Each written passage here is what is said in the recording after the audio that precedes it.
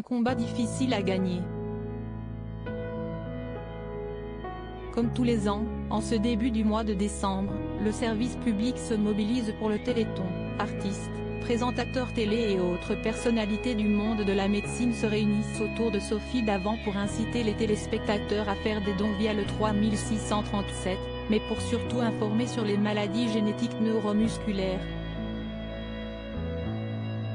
L'occasion également de recueillir les témoignages de ceux qui sont touchés par la maladie, ou qui l'ont été, comme Henri Sagnier, ex-présentateur de Tout le sport sur France 3, à plus de 70 ans. « Je n'avais jamais été malade de ma vie et j'ai attrapé une maladie auto-immune », a-t-il expliqué vendredi 2 décembre sur France 3.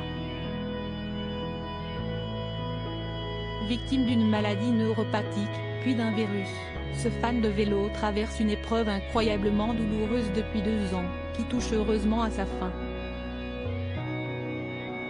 Henri Sagnier peut enfin remarcher après des mois passés dans un fauteuil roulant. L'ancien commentateur du Tour de France avait eu un accident de cyclisme fin 2020, début du calvaire qui s'est transformé en longue maladie. On se retrouve allongé, on ne marche plus pendant 1 an et demi à 2 ans.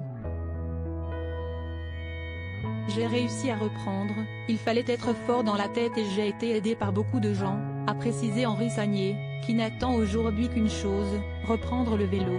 Cette 36e édition du Téléthon qui s'est achevée ce 4 décembre, a généré plus de 78 millions d'euros de promesses de dons. Alain Delon, Jane Birkin, Pierre Perret. Ces stars qui ont été parrains du Téléthon. Henri Sagnier, très proche de Jean-Pierre Pernaut alors qu'il se battait pour lutter contre sa maladie, Henri Sagnier a dû aussi faire face à une terrible nouvelle qui lui a porté un gros coup au moral, le décès de son ami Jean-Pierre Pernaut.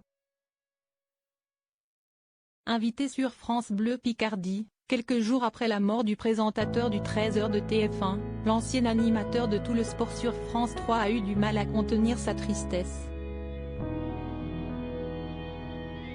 Si est-il beaucoup de détresse chez moi. J'ai du mal à vous parler. Si est-il extrêmement dur avait avoué avec difficulté Henri Sagnier. Avant d'ajouter avec peine, si est-il un copain qui disparaît. Ça arrive subitement. Je savais qu'il était malade, mais je ne m'y attendais pas. Si le journaliste avait été autant abattu suite à cette triste nouvelle, si est-il parce qu'il connaissait très bien Jean-Pierre Pernaut. J'ai passé des années extraordinaires avec lui, s'était-il souvenu avec nostalgie à propos de leur début de carrière à l'ORTF. Ils ont ensuite pris des chemins différents avant de se retrouver face à face.